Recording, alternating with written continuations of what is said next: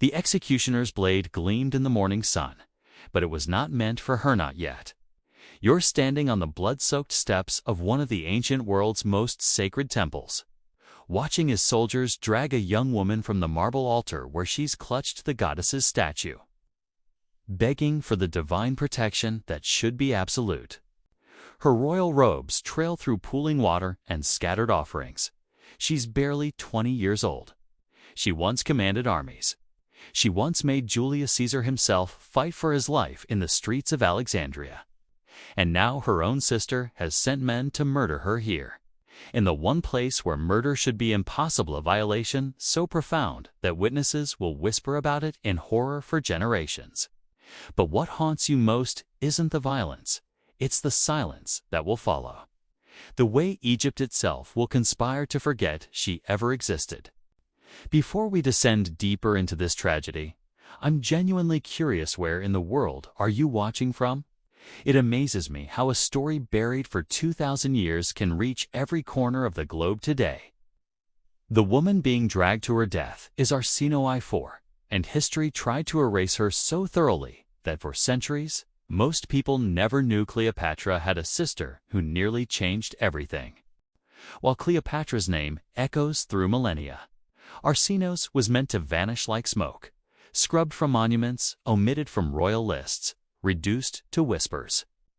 This erasure was deliberate, methodical, and almost completely successful. But the fragments that survived tell a story far darker and more compelling than the legend that eclipsed it. A story of a teenage queen who defied Rome, a humiliation designed to crush her spirit, and a murder so sacrilegious it shocked even the brutal ancient world. To understand why Arsinoe had to die, you must first understand the poisonous world she was born into. The Ptolemaic dynasty was a 300-year exercise in magnificent dysfunction. These weren't Egyptians, they were Greeks, descendants of one of Alexander the Great's generals who seized Egypt after the conqueror's death. Their family tree was less a tree and more a tangled, blood-soaked vine where siblings married each other, murdered rivals at banquets, and poisoned anyone who stood between them and power. The palace at Alexandria was built from the wealth of the Nile, decorated with columns of porphyry and floors of precious mosaic, filled with philosophers and poets and, also, with spies, assassins, and enough paranoia to suffocate the jasmine-scented air. Arsinoe was born sometime between 68 and 63 BCE into this world of exquisite danger. She was the youngest daughter, which in Ptolemaic politics meant she was a spare, and spares rarely survive long. Her father was Ptolemy XII, mockingly called Auletes, the flute player, a weak king who spent Egypt's treasury bribing Roman senators to keep his throne. By the time he died in 51 BCE, Egypt wasn't really independent anymore. It was a client state, a breadbasket for Rome's hungry legions, a treasure vault that Roman creditors watched with predatory patience. The throne passed to Arsinoe's older sister Cleopatra, then about 18, and her 10-year-old brother Ptolemy XIII, who were married according to tradition. Arsinoe was around 13, educated in Greek philosophy and Egyptian ritual, watching from the shadows as her family tore itself apart. Within 3 years, Cleopatra and her brother-husband were at war. The young king's advisors, led by the cunning eunuch Pothinus, outmaneuvered Cleopatra and drove her from Alexandria. She fled to the desert, raising a mercenary army, preparing to fight her way back to power. And then everything changed. Julius Caesar arrived. Caesar came to Alexandria in 48 BCE, pursuing his rival Pompey, who'd fled there after losing the Battle of Pharsalus. But Pompey never made it to shore. Alive, Ptolemy's advisors murdered him on the beach, presenting his severed head to Caesar as a gift. They thought it would please the Roman general. Instead, Caesar wept. Pompey had been his son-in-law, and killing a Roman consul without trial was barbarism. Caesar occupied the royal palace, announcing he would settle the dispute between the royal siblings. Then Cleopatra arrived, smuggled past enemy lines, according to legend, rolled in a carpet. She was 21, brilliant and desperate. Within days, she and Caesar were lovers. Within weeks, Alexandria was burning.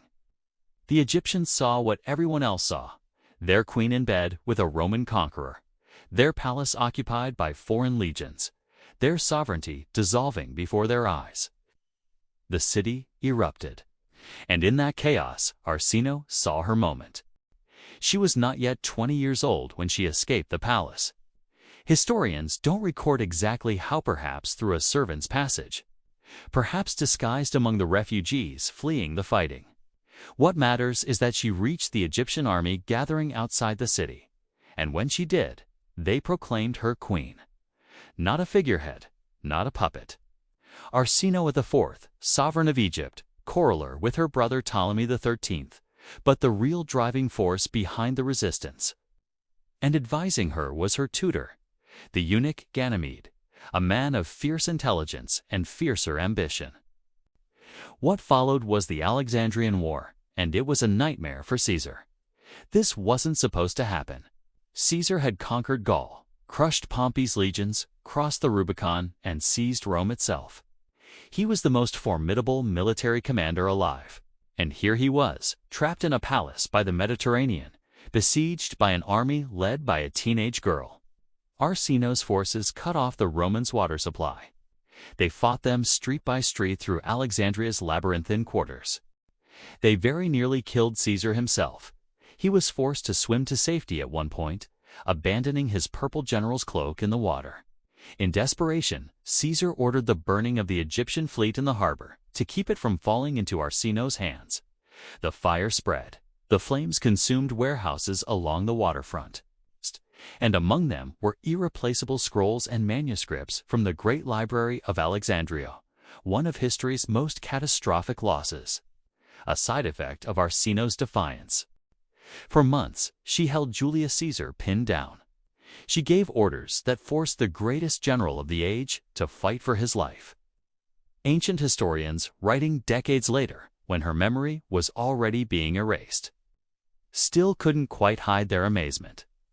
This girl had nearly done what Gauls and Germans and Pompey's legions could not.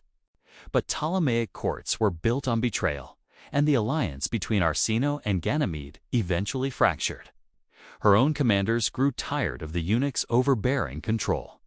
Caesar, sensing the weakness, released her brother Ptolemy XIII from captivity, calculating that the Egyptian forces would splinter over the question of who should truly lead them, my king or a queen. It worked. In 47 BCE, Caesar's reinforcements finally arrived from Syria. At the Battle of the Nile, the Egyptian army was shattered. Ptolemy XIII drowned in the river, his body dragged down by the weight of his golden armor, and Arsinoe was captured. Caesar could have killed her. Cleopatra certainly wanted him to, but Caesar understood theater, and he understood politics. He had a different plan for the girl who'd made him fight. For his life, one designed to break her spirit and turn her into a living monument to Roman supremacy. In 46 BCE, Caesar returned to Rome to celebrate for triumphs over Gaul, over Pontus, over Africa, and over Egypt. The triumph was Rome's most sacred ritual of victory, a parade of conquest, a spectacle of humiliation. Captured kings walked in chains, exotic treasures were displayed on carts, and the procession ended at the Temple of Jupiter, where traditionally the defeated leaders were executed. Caesar's Egyptian triumph was the most spectacular, and at its center, walking through the streets of Rome in heavy golden fetters, was Arsinoe IV. Imagine it. The weight of the gold shackles on her wrists and ankles. The roar of the Roman crowd pressing in on all sides. The slow, agonizing march up the sacred way. Past the Forum, where senators watched, toward the Capitoline Hill. She was dressed in royal regalia, a cruel mockery of her brief reign. Behind her rolled a massive tableau depicting her brother's death, the drowning of Ptolemy XIII in the Nile. She was a living symbol of Egypt's defeat, a 20-year-old woman being paraded as a trophy. But something unexpected happened. The Roman crowds, who usually jeered at defeated enemies, fell silent. Then they began to murmur. According to the historian Cassius Dio, the sight of the young queen so dignified in her humiliation, so clearly brave despite everything stirred public sympathy.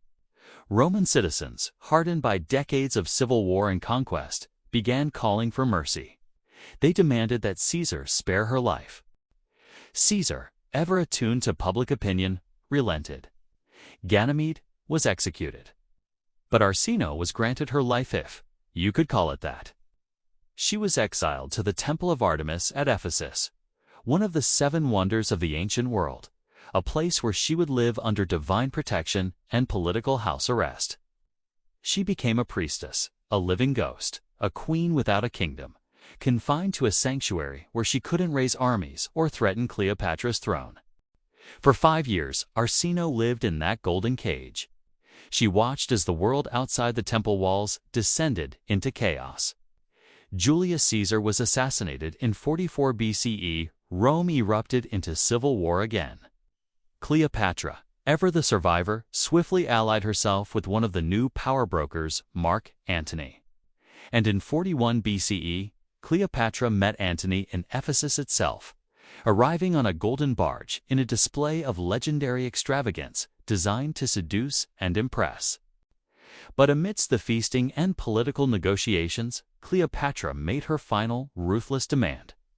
As long as Arsinoe lived, she remained a threat.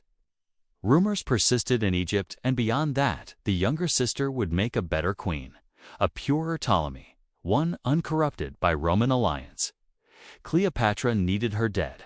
Acona Antony, utterly devoted to Cleopatra and eager to cement their partnership, agreed to commit an act that would shock the ancient world, the murder of a supplicant within a sacred sanctuary. The details are sparse, recorded only in fragments by later historians who found the act almost too appalling to describe fully. Antony's soldiers entered the Temple of Artemis. They found Arsinoe at the altar, the holiest spot in the sanctuary, where she had fled seeking the goddess's final protection. They dragged her from the altar, violating not just human law, but divine land, executed her on the temple steps. She was barely in her 20s. The blood of a Ptolemaic princess stained the marble of one of the world's most revered sites. The murder was a scandal that reverberated across the Mediterranean. To violate sanctuary was sacrilege. To kill a woman who'd been granted divine protection was an offense against the gods themselves. Even in a world accustomed to political violence, this was too much. It damaged Antony's reputation, painting him as a man enslaved by Cleopatra's will, willing to commit impiety for her sake. Roman propaganda would later use this act as evidence of his corruption. But Cleopatra got what she wanted. The last rival to her throne was dead. And then came the final, darkest phase of Arsinoe's tragedy, the erasure. It wasn't enough that Arsinoe was dead. Her memory had to die too. In the years that followed, as Cleopatra and Antony consolidated power, the official histories were rewritten. Arsinoe's role in the Alexandrian War was minimized, reduced to a footnote, a rebellious sister quickly dealt with. Her name was omitted from royal lists. No monuments were raised to her in Egypt. No portraits were commissioned. The woman who had commanded armies and fought Julius Caesar to a standstill was scrubbed from the historical record with surgical precision. The historians who wrote after Cleopatra's death, she and Antony were defeated by Octavian and Egypt became a Roman province, had their own reasons for the silence. They focused on Cleopatra's seduction of Roman generals, on Antony's moral corruption. On the exotic danger of the East, Arsinoe didn't fit those narratives. She was inconvenient, a complication in the legend of Cleopatra, so she was forgotten. For 2,000 years, she remained a ghost. A name mentioned briefly in a handful of ancient texts, but without context, without story, without humanity. The silence was almost perfect. Almost. In 1929, an Austrian archaeologist named Rudolf Heberdi discovered something extraordinary in Ephesus, a monumental tomb. Octagonal in design, built in a distinctly Ptolemaic-style Egyptian architecture transplanted to the heart of the Greek world. Inside was a skeleton. For decades, scholars debated whether this was Arsinoe's tomb. The skull showed features some interpreted as mixed ancestry, consistent with the Ptolemy's Greek heritage and Egyptian context. The tomb's design echoed the Pharos lighthouse of Alexandria, a deliberate invocation of her royal heritage. If this was Archino, it meant something profound. It meant that someone, perhaps the priests of Artemis, perhaps local Ephesians outraged by the sacrilege, perhaps secret loyalists, had given her a royal burial. A final act of defiance against the orders of Cleopatra and Antony. It's a monument to the queen who is not supposed to be remembered. In recent years, advanced forensic analysis complicated the picture. Some studies suggested the skull belonged to someone younger, possibly even a Roman boy. The dating was inconclusive. The scientific debate continues, a modern echo of the ancient struggle to control Arsinoe's narrative. But here's what matters. The very existence of that tomb, that mystery, proves the erasure was never complete. Somewhere, someone remembered. Somewhere, the story survived. Arsinoe's fate was worse than her brother's, who died in battle. Worse even than her sister Cleopatra, who chose her own death by poison rather than be paraded in another Roman triumph. Arsinoe was subjected to layers of humiliation, military defeat, public degradation in Rome's streets, exile to a living death, murder on sacred ground, and finally, the systematic destruction of her memory. She was dangerous, not just alive, but dead, so dangerous that her legacy had to be dismantled piece by piece until she was little more than a whisper. Yet the whisper persists. It persists in the fragments preserved by historians like Cassius Dio. It persists in the archaeological ruins of Ephesus. It persists in the ongoing debates over a forgotten tomb. And it persists in the question that haunts Cleopatra's legend. What if the sister who was erased was actually the more formidable queen? The soldiers drag her from the altar. The blade falls. The blood spreads across white marble. And then, slowly, deliberately, the scribes begin their work crossing out her name, omitting her from the royal lists, rewriting the story so that only one sister remains. But they cannot erase the blood. They cannot unhear the gasps of witnesses. They cannot undo the fact that she once made Julius Caesar fight for his life. History tried to forget Arsinoe. But some truths are too powerful to bury forever. They wait in the stone and the silence, patient until someone asks the right questions. Until someone remembers the queen who was meant to be forgotten.